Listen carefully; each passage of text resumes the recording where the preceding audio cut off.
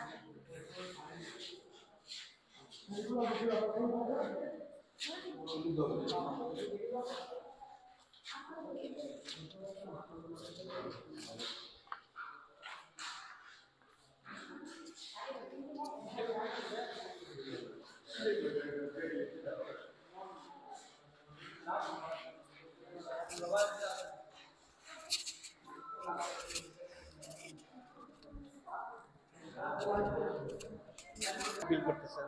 অনেক ভালো, কারণ 2024 সাল তো কখনো কোনো ভোলা যায় 25 সাল।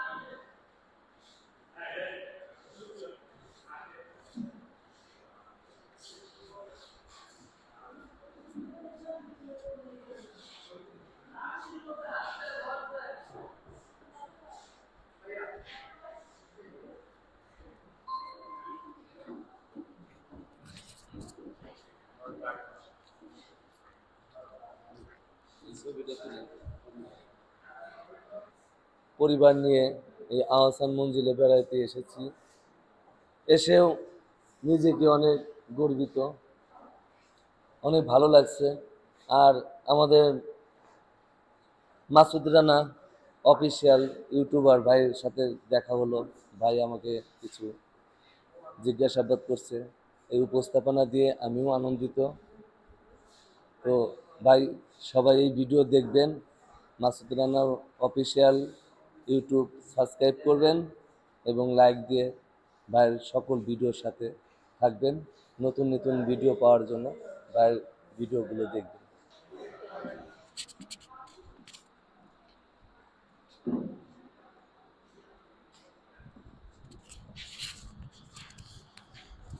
আমরা এখানে দেখালাম যে আহসান মঞ্জিল এই জাদুঘরে কত পুরনো তো জিনিস আছে, আজ আপনাদেরকে সেগুলো ঘুরে ঘুরে দেখাবো। চলুন দর্শক, আমরা আরেকটু ভিতরে এগিয়ে যাই।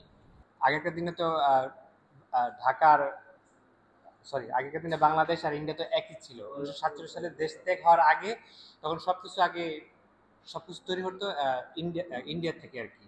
তো এটা যেটা দেখতে পাচ্ছি, তো এটা হচ্ছে গিয়ে যে আপনার লন্ডন কোম্পানি, বাট এটা আনা হচ্ছে গিয়ে কলকাতা থেকে আর কি, কলকাতা থেকে আর কি।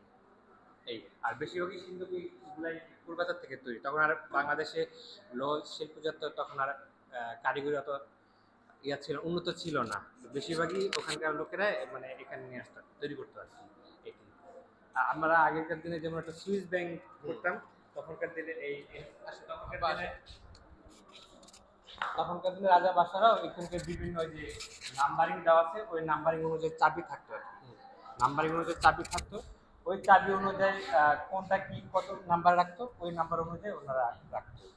এবং এই চাবি রাখার জন্য আলাদা একটা রক্ষী ছিল।